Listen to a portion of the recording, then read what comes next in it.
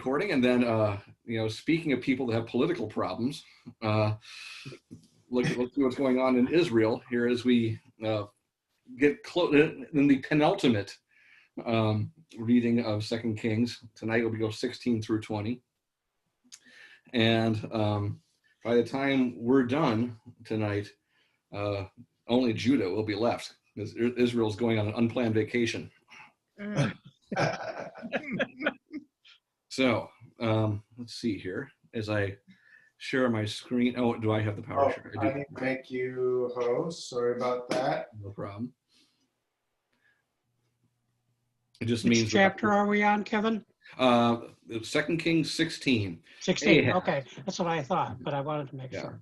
15 was almost a compilation episode. There's like 7 kings going back and forth. None of them any good, but all of them, none of them were really interesting biographies either. And then we get to 16. Ahaz, who's got a little something going on. 1 second here. Okay, I'll hit that, and I'll hit that, and we'll see if. Hey, I think that worked right away, didn't it? Yes, it did. All right. All right. Well, that's the first and last time that'll ever happen.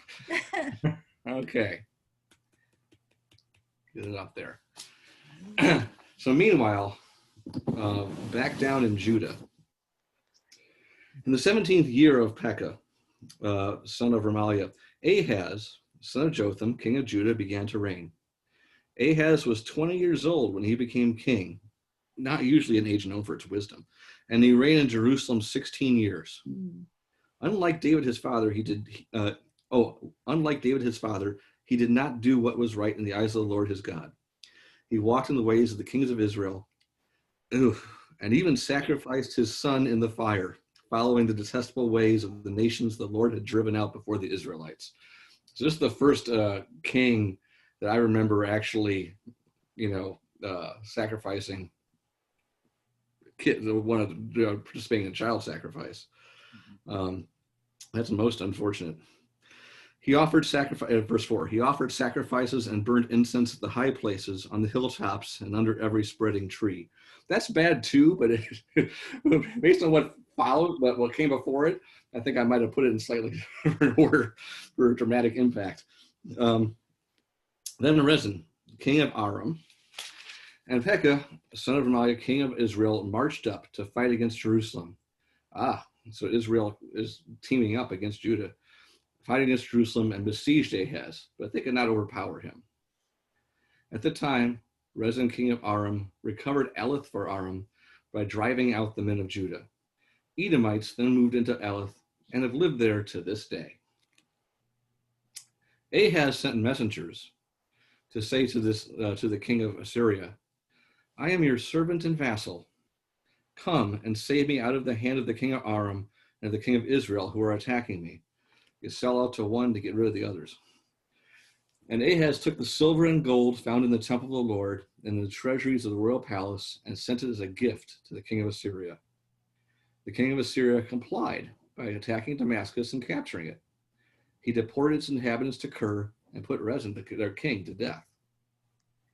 Then King Ahaz went to Damascus to meet the king of Assyria. He saw an altar in Damascus and sent to Uriah the priest a sketch of the altar with detailed plans for its construction. So Uriah the priest built an altar in accordance with all the plans that King Ahaz had sent from Damascus and finished it before King Ahaz had returned, which is, like, when you think about it, some really quick construction. When the king came back from Damascus and saw the altar, he approached it and presented offerings on it. He offered up his burnt offering and grain offering, poured out his drink offering, and sprinkled the blood of his fellowship offerings on the altar. The bronze altar that stood before the Lord he brought from the front of the temple, from between the new altar and the temple of the Lord, and put it on the north side of the new altar. King Ahaz then gave these orders to Uriah the priest. One second, let me move this up here. On the large new altar, offer the morning burnt offering and the evening grain offering, the king's burnt offering and his grain offering, and the burnt offering of all the people of the land, and their grain offering and their drink offering. Sprinkle on the altar all the blood of the burnt offerings and sacrifices. But I will use the bronze altar for seeking guidance. And Uriah the priest did just as King Ahaz had ordered. So Uriah the priest, he sucks as bad as King Ahaz does. Boy. He should have put up, some objections to all this. King Ahaz took away the side panels and removed the basins from the movable stands. He removed the sea from the bronze bowls that supported it and set it on a stone base. That reminds me of all those drawings we looked at when we read First Kings, the bronze sea and all that stuff. He took away the Sabbath canopy that had been built at the temple and removed the royal entryway outside the temple of the Lord in deference to the king of Assyria. As for the other events of the reign of Ahaz and what he did, they're written in the books of the annals of the king of Judah. And he dies, and Hezekiah, his son, succeeded him as king. So Ahaz is about as bad as it can get, right? When it comes to the relationship with God, anyway, with the relationship with the Lord of Israel. And so that brings us to Hoshea, the last king of Israel. In the 12th year of Ahaz, the king of Judah, Hoshea, son of Elah, became king of Israel in Samaria, and he reigned 9 years.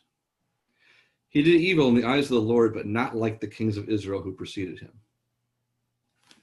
Shalmaneser, king of Assyria, came to attack Hoshea, who had been Shalmaneser's vessel and had paid him tribute. So Assyria is in ascension, right? But the king of Assyria discovered that Hoshea was a traitor, for he had sent envoys to the king of Egypt, and he no longer paid tribute to the king of Assyria, as he had done year by year. Therefore, Shalmaneser seized him and put him in prison. The king of Assyria invaded the entire land, marched against Samaria, and laid siege to it for 3 years. In the 9th year of Hoshea, the king of Assyria captured Samaria and deported the Israelites to Assyria. He settled them in Halah and Gozan, on the Heber River, and in the towns of the Medes. So, sorry, Israel. This part is fantastic, though, beginning at verse 7. It takes a break from the straight narrative, right, and goes into a long explanation of why this happened. And of course, there's many hints this is going to happen throughout the Kings, but this is by far the longest section that says straight out that they basically deserved it, and this is why. All right. Israel exiled because of sin. Verse 7. All this took place because the Israelites had sinned against the Lord their God, who had brought them out of Egypt, from under the power of Pharaoh, king of Egypt. They worshipped other gods, and they followed the practices of the nations the Lord had driven out before them, as well as the practices that the kings of Israel had introduced. The Israelites secretly did things against the Lord their God that were not right. From watchtower to fortified city, they built themselves high places in all their towns. They set up sacred stones and Asherah poles on every high hill and under every spreading tree. At every high place they burned incense, as the nations whom the Lord had driven out before them had done. They did wicked things that provoked the Lord to anger. They worshipped idols. The Lord had said, "You shall not do this." The Lord warned Israel and Judah through all of his prophets and seers. Turn from your evil ways. Observe my commands and decrees in accordance with the entire law that I commanded your fathers to obey and that I delivered to you through my servants, the prophets. But they would not listen and were stiff-necked as their fathers, who did not trust in the Lord their God. They rejected his decrees and the covenant he had made with their fathers and the warnings he had given them. They followed worthless idols and themselves became worthless. That's poetic. That's good. They imitated the nations around them, although the Lord had ordered them, "Do not do as they do." And they did the things the Lord had forbidden them to do. They forsook all the commands of the Lord their God and made for themselves 2 idols cast in the shape of calves. That's Jeroboam's calves. And an Asherah pole. They bow down to all the starry hosts and they worship Baal. 17. They sacrificed their sons and daughters in the fire. They practiced divination and sorcery and sold themselves to do evil in the eyes of the Lord, provoking him to anger. So the Lord was very angry with Israel and removed them from his presence. Only the tribe of Judah was left.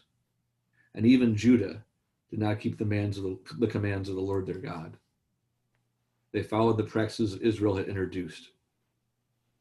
Therefore, the Lord rejected all the people of Israel. He afflicted them and gave them into the hands of plunderers until he thrust them from his presence. When he tore Israel away from the house of David, they made Jeroboam son of Nebat their king. Jeroboam enticed Israel away from following the Lord and caused them to commit a great sin. The Israelites persisted in all the sins of Jeroboam and did not turn away from them until the Lord removed them from his presence, as he had warned through all his servants the prophets.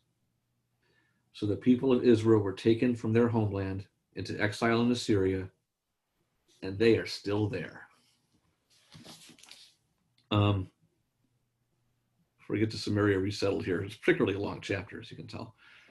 I think that that's extremely poetic, and I have a suspicion it's written by someone else who wrote a few of the previous chapters. There's something, not just in the summation, but there's something in the language that's sort of special to me. It's not just a narrative, and it's not just an argument. It's more poetic than that. Sure. Again, I think the way that Second Kings and First Kings were constructed was probably using a lot of old documents that we don't have any trace of now. And so the previous chapter, the one with listing all of the bad kings, this is probably taken pretty much straight out of one of those right collections of writings. Here it seems like the author of Second Kings is sort of putting his feelings out in the open. Mm-hmm. Mm-hmm. Yeah, which I think is pretty wonderful. I wonder how long. One thing I wonder is how long they had been in Assyria when this is written. Well, this was probably, my guess is this was written somewhere around probably 620 BCE. So this would have been like more than 100 years after the collapse of the Northern Kingdom. Yeah. I had read it at one point, and then I haven't seen it in Well, so you are suggesting this was written in a voice, first of all, distant from the actual historical events. So, because it is, it's an interesting use of authority and personal voice that would probably be very dangerous if it were actually contemporaneous with these events, right? Mm-hmm. But in some ways, it's working out a theology, a kind of an explanation for the people as they try to restore the lands as well. Yeah, it's a theological explanation, and it's also kind of an attempt to rewrite history. Not a terribly successful attempt at rewriting history, because it keeps referring to the fact that the godless people were driven out of the country. We know that didn't happen. Yeah. We know that the big problem of both Israel and Judah was what we would call syncretistic religion. There was a mixture of the Yahwistic religion with all of the other religions in the neighborhood, and they keep trying to stomp it out, but it's never successful. Yeah, and what we're going to read here at the end of this chapter is a particularly glaring example of that. Samaria resettled here in verse 24. The king of Assyria brought people from Babylon, Kutha, Ava, Hamath, and Sepharvaim, don't know those places, and settled them in the towns of Samaria to replace the Israelites. They took over Samaria and lived in its towns. When they first lived there, they did not worship the Lord, so he sent lions among them, and they killed some of its people. It was reported to the king of Assyria, the people you deported and resettled in the towns of Samaria do not know what the God of that country requires. So he has sent lions among them, which are killing them off, because the people do not know what he requires. You got to know what the local gods are about. Then the king of Assyria gave this order: have one of the priests you took captive from Samaria go back to live there and teach the people what the God of the land requires. So one of the priests who had been exiled from Samaria came to live in Bethel and taught them how to worship the Lord. Nevertheless, each national group made its own gods in the several towns where they settled and set them up in the shrines the people of Samaria had made at the high places. The men from Babylon made Sakath-Manath. The men from Kutta made Nergal. The men from Hamath made Ashima. The Avites made Nippaz and Tartek. And the Seraphirites burned their children in the fire as sacrifices to Adramelech, the gods of Seraphim, Sepharvaim. They worshiped the Lord also, but they also appointed all sorts of their own people to officiate for them as priests in the shrines of the high places. They worshiped the Lord, but they also served their own gods in accordance with the customs of the nations from which they had been brought. So it's worse than being they made him into part of the pantheon. That puts the story of Abraham and Isaac, the sacrifice or almost sacrifice of Isaac in an interesting light, and that some scholars point out that part of that, the import of that story is it's saying, don't sacrifice your children. Right. You can see there's kind of a pervasive cultural assumption that that's okay, or there might be some point in doing that. Some good can come out of it somehow, or God will be pleased with such a costly sacrifice. But right away in the story of Abraham, making the point, no, that's not what God desires. Yeah. 34, to this day they persist in their former practices. They neither worship the Lord nor adhere to the decrees and ordinances, the laws and commands that the Lord gave the descendants of Jacob, whom he named Israel. When the Lord made a covenant with the Israelites, he commanded them, do not worship any other gods or bow down to them, serve them or sacrifice to them. But the Lord, who brought you up out of Egypt with mighty power and outstretched arm, is the one you must worship. To him you shall bow down, and to him offer sacrifices. You must always be careful to keep the decrees and ordinances, the laws and commands he wrote for you. Do not worship other gods. It's pretty big commandments right there at the top. Rather, worship the Lord your God. It is he who will deliver you from the hands of your enemies. They would not listen, however, but persisted in their former practices. Even while these people were worshiping the Lord, they were serving their idols. To this day, their children and grandchildren continue to do as their fathers did. Pretty fascinating stuff, really. And exit Israel from the historical picture at that point. Of course, one of the great mysteries of pseudo history or pseudoscience is what happened to those 10 tribes. Mm-hmm. And of course, the Church of Jesus Christ of Latter-day Saints maintains that they actually came to America and were the, well, I don't know, depending on how you look at it, possibly the American Indians. I thought that was just like one of the tribes. Was that supposed to be all of them? Yeah. But it appears the Assyrian policy of moving people around, especially troublemakers,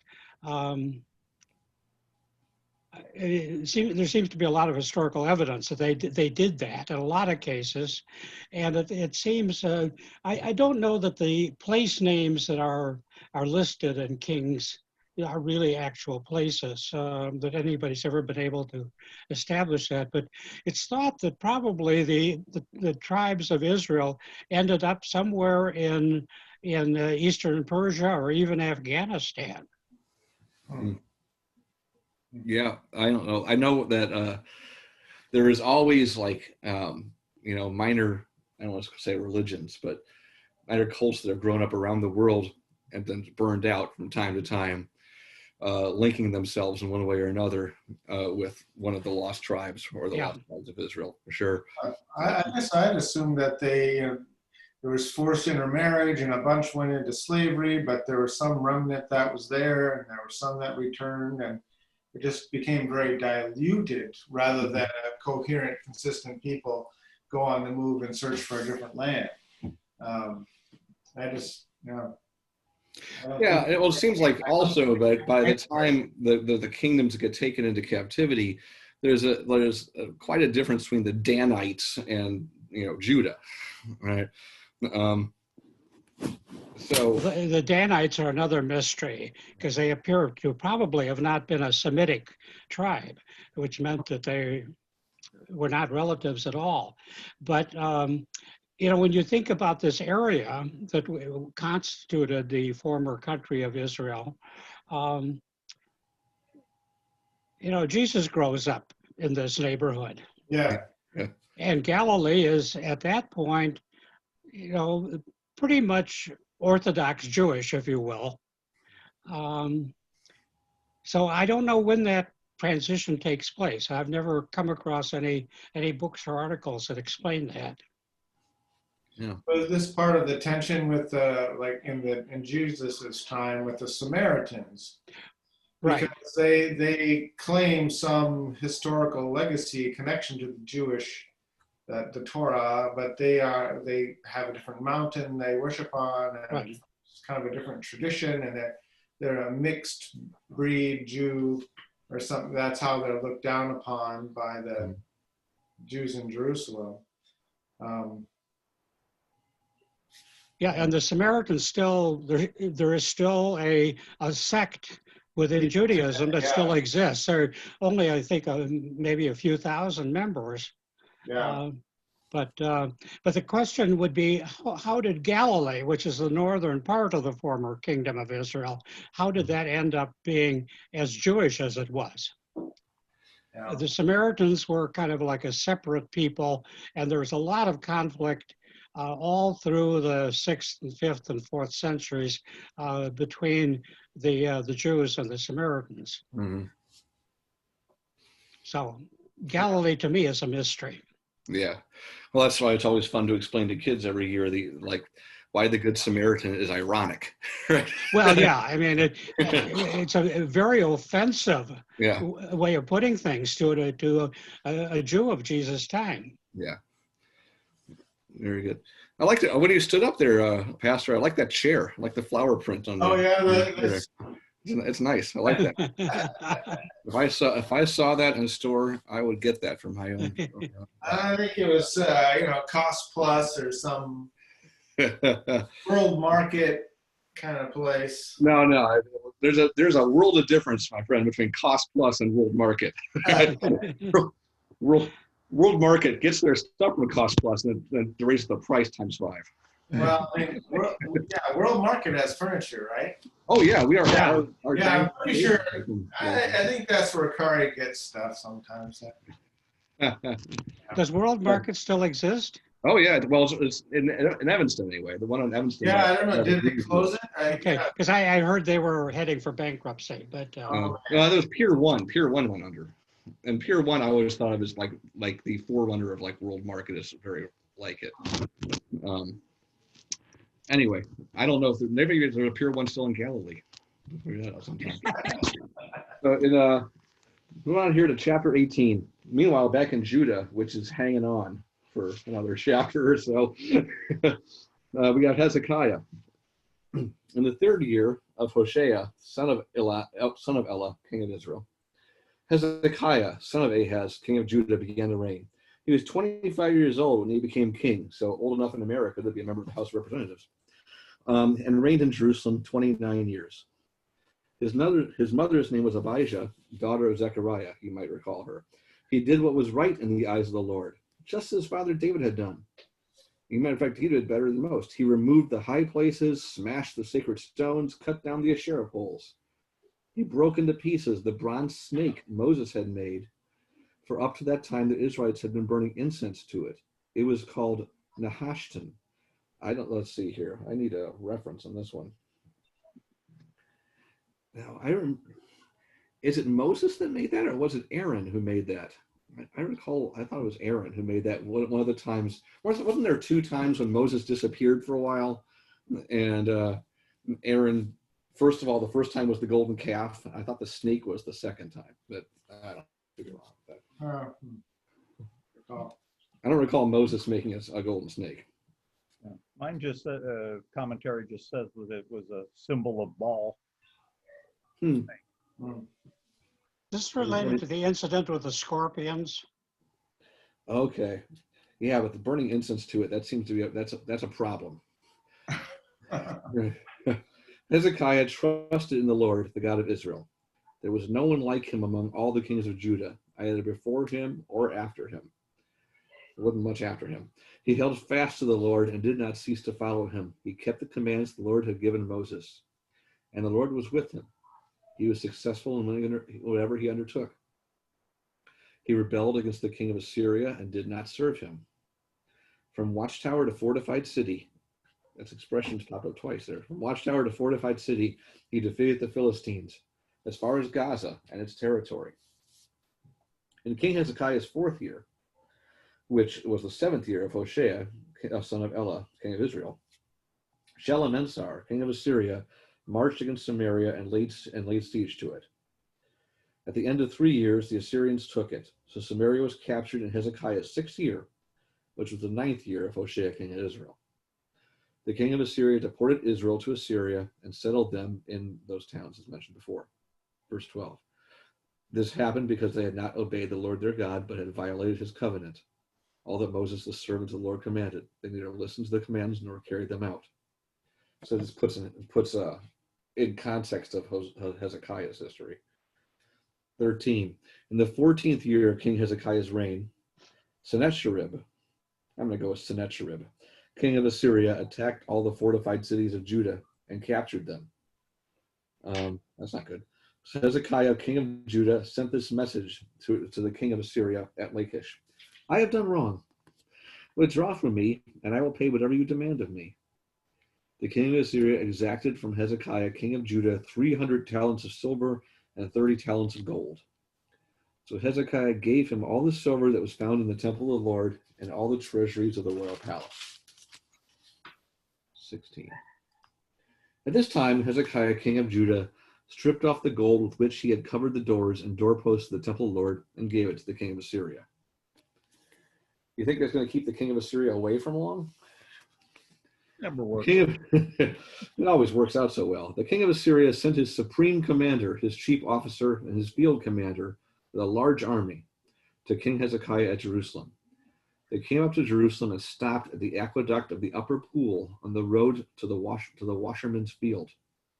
They called for the king, and Eliakim, son of Hilkiah, the palace administrator, Shebna, the secretary, and Joah, son of Asaph, the recorder, went out to them.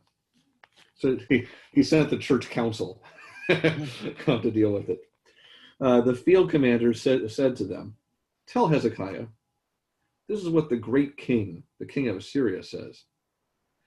On what are you basing your confidence? You say you have strategy and military strength, but you speak only empty words. On whom are you depending that you rebel against me? Look now, you are depending on Egypt, that splintered reed of a staff, which pierces a man's hand and wounds him if he leans on it. Such is Pharaoh, king of Egypt, to all who depend on him. And if you say to me, we are depending on the Lord our God, isn't he the one whose high places and altars Hezekiah removed, saying to Judah and Jerusalem, you must worship for this altar in Jerusalem? Come now, make a bargain with my master, the king of Assyria. I will give you 2,000 horses, if you can put riders on them. How can you repulse one officer of the least of my master's officials? Even though you are depending on Egypt for chariots and horsemen? Furthermore, have I come to attack and destroy this place without word from the Lord? The Lord himself told me to march against this country and destroy it. So Eliakim, son of Hilkiah, and Shebna, and Joah said to the field commanders, please speak to your servants in Aramaic, since we understand it. Don't speak to us in Hebrew in the hearing of the people on the wall. But the commander replied, was it only to your master and you that my master sent me to say these things, and not to the men sitting on the wall? Who, like you, will have to eat their own filth and drink their own urine. Oh.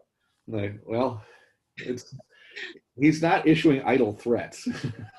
Like they lay siege, it's going to happen. That's got to be a favorite middle school threat.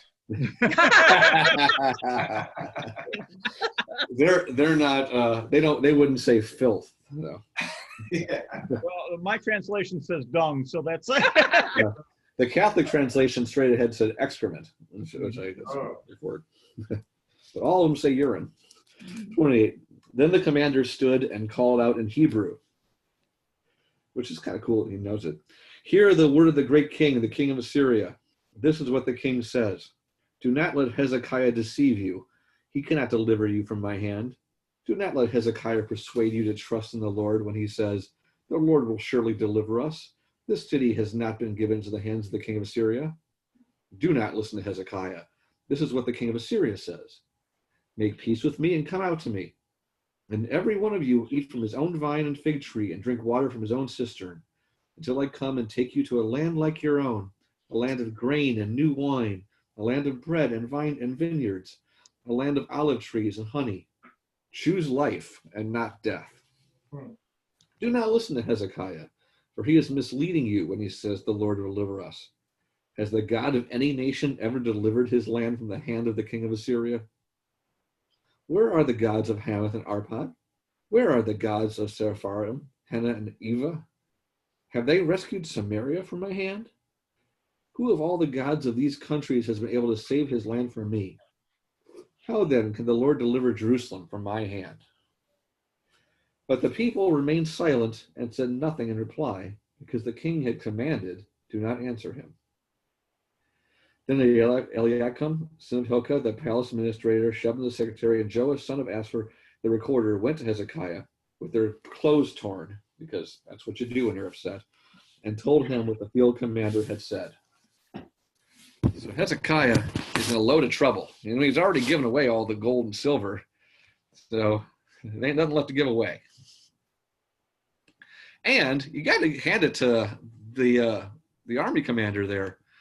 He makes a few good points. Like basically, look what's happened so far. Yeah. Where are your neighbors? Have you seen your neighbors lately? Have you seen your neighbors' gods lately? All right. Second here. So 19. What's old Hezekiah going to do? When Hezekiah heard this, he tore his clothes too. Man, I got to tell you that the royal tailors must be kept really busy. Yeah. He tore his clothes and put on sackcloth and went into the temple of the Lord. He sent Eliakim, the palace administrator, Shebna, and all the leading prophets, all wearing sackcloth, to the prophet Isaiah. Hey, Isaiah, son of Amos. They told him, this is what Hezekiah says. This day is a day of distress and rebuke and disgrace, as when children come to the point of birth and there is no strength to deliver them. Oh. It may be that the Lord your God will hear all the words of the field commander, who is master, the king of Assyria, has sent to ridicule the living God, that he will rebuke him for the words the Lord your God has heard. Therefore pray for the remnant that still survives. When King Hezekiah's officials came to Isaiah, Isaiah said to them, tell your master, this is what the Lord says. Do not be afraid of what you have heard. Those words with which the underlings of the king of Assyria have blasphemed me. Listen, I am going to put such a spirit in him that when he hears a certain report, he will return to his own country, and there I will have him cut down with the sword. When the field commander heard that the king of Syria had left Lachish, he withdrew and found the king fighting against Libnah. Now Sennacherib received a report that the Cushite king of Egypt was marching out to fight against him. So he again sent messengers to Hezekiah with this word. Say to Hezekiah, king of Judah, do not let the gods you depend on deceive you when he says, Jerusalem will not be handed over to the king of Assyria. Surely you have heard what the kings of Assyria have done to all the countries, destroying them completely. And will you be delivered? Did the gods of the nations that were destroyed by my forefathers deliver them? And once again, that God, this God, the other God? Where is the king of Hamath, the king of Arpad, the king of the cities of Sepharvaim? Where are these people? Where are your neighbors? Hezekiah, though. He's going to get poetic. So was Isaiah. Hezekiah received the letter from the messengers and he read it. Then he went up to the temple of the Lord and spread it out before the Lord. And Hezekiah prayed to the Lord, O Lord, God of Israel, enthroned between the cherubim, you alone are God over all the kingdoms of the earth. You have made heaven and earth. Give ear, O Lord, and hear. Open your eyes, O Lord, and see. Listen to the words Sennacherib has sent to insult the living God. Is it true, O Lord, that the Assyrian kings have laid waste these nations and their lands? Oh, it is true, I should say. They have thrown their gods into the fire and destroyed them, for they were not gods, but only wood and stone, fashioned by men's hands. Now, O Lord, our God, deliver us from his hand, so that all kingdoms on earth may know that you alone, O Lord, are God. It's a good prayer to get quoted more often, honestly. Then Isaiah sent a messenger to Hezekiah. This is what the Lord, the God of Israel, says. I have heard your prayer concerning Sennacherib, king of Assyria. This is the word that the Lord has spoken against him. The virgin daughters of Zion despises you and mocks you. The daughter of Jerusalem tosses her head as you flee. That's good. Who is it that you have insulted and blasphemed? Against whom have you raised your voice and lifted your eyes in pride? Against the Holy One of Israel. By your messengers you have heaped insults on the Lord, and you have said, with my many chariots I have ascended the heights of the mountains, the utmost heights of Lebanon. I have cut down its tallest cedars, the choicest of its pines. I have reached its remotest parts, the finest of its forests. I have dug wells in foreign lands and drunk the water there. With the soles of my feet, I have dried up all the streams of Egypt. Have you not heard? Long ago I ordained it. In days of old I planned it. Now I have brought it to pass. That you have turned fortified cities into piles of stone. Their people, drained of power, and dismayed and put to shame. They are like plants in the field, like tender green shoots, like grass sprouting on the roof, scorched before it grows up. But I know where you stay, and when you come and go, and how you rage against me. I'm not sure where it's in place here.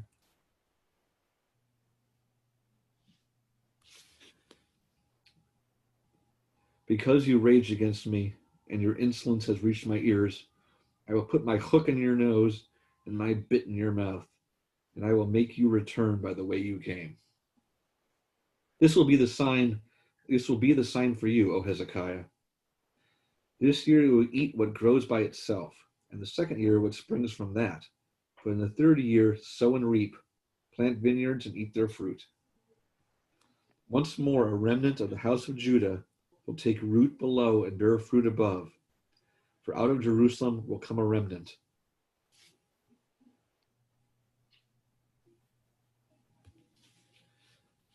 And out of Mount Zion a band of survivors. The zeal of the Lord Almighty will accomplish this. Therefore, this is what the Lord says concerning the king of Assyria. He will not enter this city or shoot an arrow here. He will not come before it with shield or build a siege ramp against it. By the way that he came, he will return. He will not enter this city, declares the Lord. I will defend this city and save it, for my sake and for the sake of David, my servant.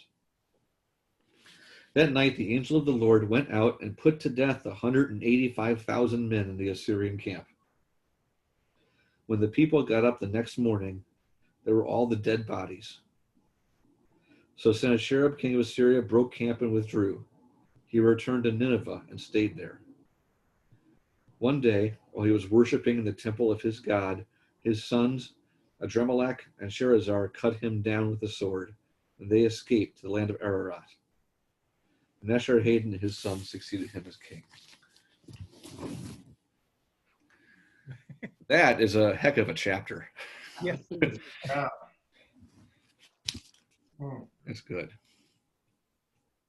I think one of the interesting things in this chapter is you have a definite concept here. You know, you alone of all the kingdoms. You know, let's see, lost it here somewhere. But a universe. The definite concept of you alone have created everything. Right. Right. Yeah. You are the only real God. Everything. Which isn't in most of these other chapters. Yeah, mostly it's just you are our God, right? You are the God that we serve. We know how powerful you are. We know that you've led us. Even the best, priests are like seem to be of that mind. But this is why I really like Hezekiah's prayer. We know that you are the God. The God. Yeah. And this is the appearance of Isaiah Mhm. in this history. I suspect, though I don't know any way to prove it, is that this chapter was edited by one of the followers of Isaiah. Mm-hmm. I mean, the tone of the entire chapter is Isaiah type material. Mm-hmm. Maybe that's what makes it so good. But what is fascinating about this is that it happened. Yeah. I mean, we have historical proof that Sennacherib's army never made it into Jerusalem. Yeah. They fled, and there are at least two theories, probably 3 or 4 others. One is that the Egyptians actually were coming, Right. which seems a little unlikely because Egypt was a total mess at that point. And so, I mean, there could have been a small Egyptian army that was approaching, but the most likely reason is they were hit by a virus. Huh. Welcome to That COVID. Yeah. And it probably was very closer to the plague or the Black Death than our current COVID, but it appears that there was an epidemic of some kind which wiped out a good part of the Assyrian army, and they had to flee back to Assyria. That's incredible. That's really amazing. Hey, can you hear me still? Because the Yes. camera stopped and I don't agree, know man. why. I didn't do it myself, and I can't. I thought you were like, you actually snuck off to watch the beginnings of Monday Night Football. And Yeah, don't even know. I thought Pastor was hiding from us. I thought some of you might do that last week when the Bears were on Monday Night Football. I'm using an old computer because my laptop's in the shop. So I don't know. It's doing things I don't quite understand, but I'm glad it's working. So Yeah, well, you're still with us in spirit and in picture. But this chapter is certainly one of the high points of the whole epic. Yeah. Yeah, I think that actually consecutively, these 2 chapters together are, for me, the high point, at least of 2 Kings. Yep. Real good stuff. So let's finish it up here with share. Okay, with chapter 20. You guys see it, right? Yes. yeah. Well, a smooth night technologically speaking. Incredible. Let's see how it goes with Hezekiah. See how his Wi-Fi is doing. In those days, Hezekiah became ill and was at the point of death.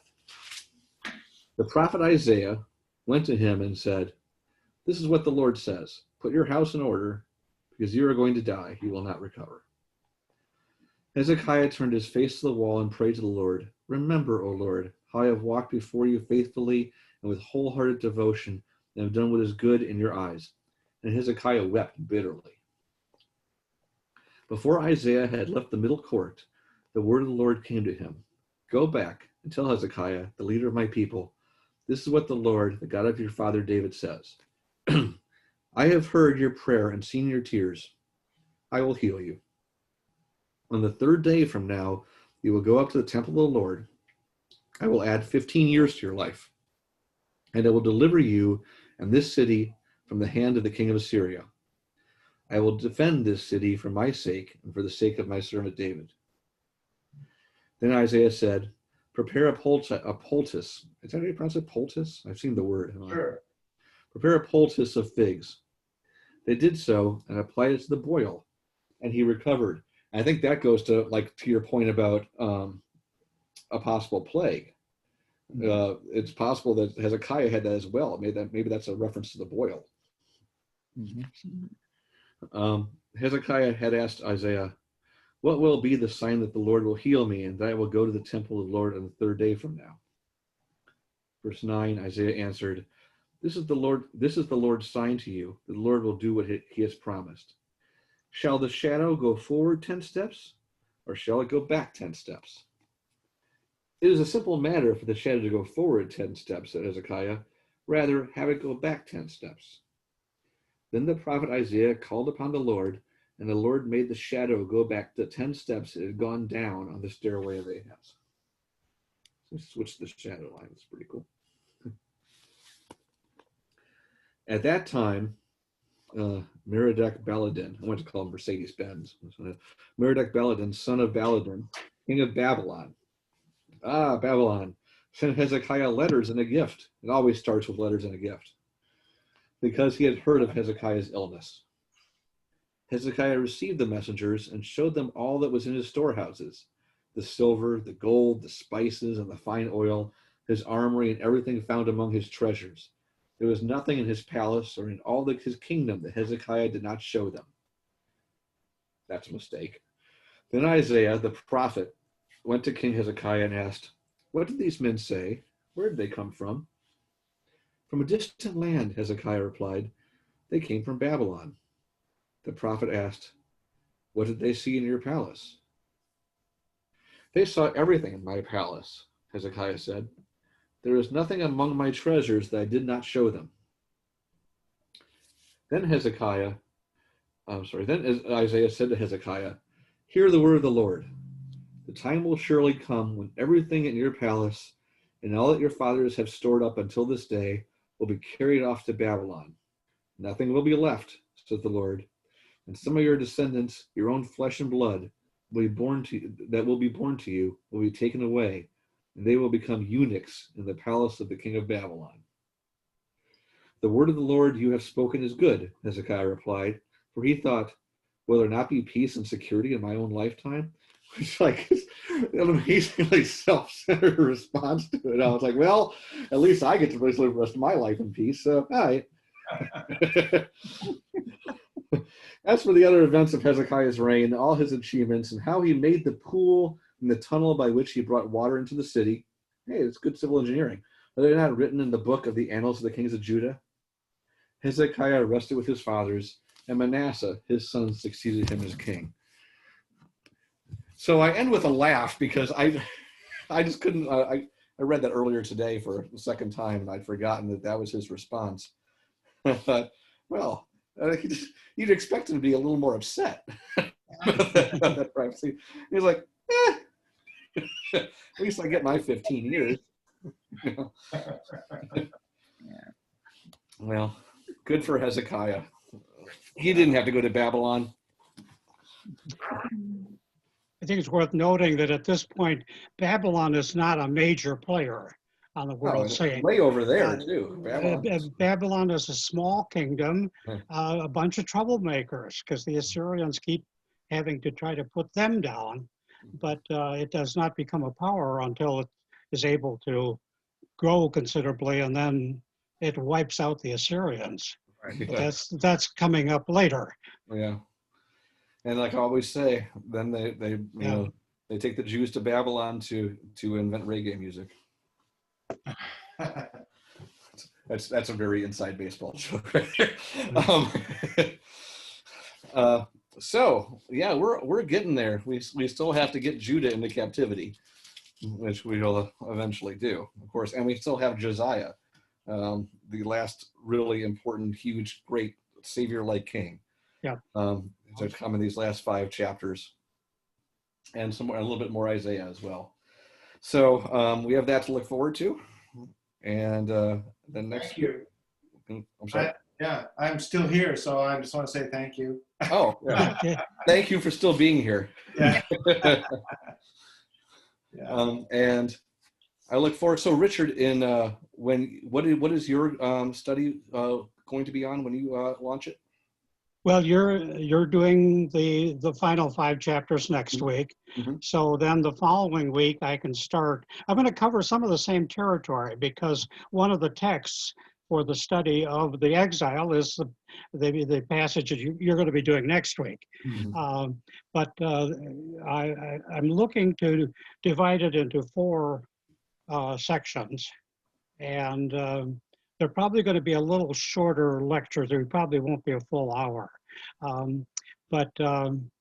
So if that's okay with everybody, I'll plan on doing the following 4 weeks after next week. Cool. I'm very much looking forward to that. Mm-hmm. All right. So next week we'll continue. We'll finish 2 Kings.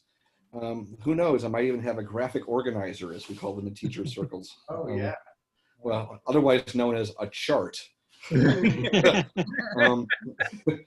So everyone have fun. Have a fun week. Have a great election. I guess I'll see you all at the big meeting on Sunday. Mm-hmm. I'll be flipping back and forth between Zoom and Facebook Live to pretend that I'm running something. Thank you, Kevin. Thank you. Sure. Everyone have a great night. Thank you. Good night. Bye-bye. Good night. Good night.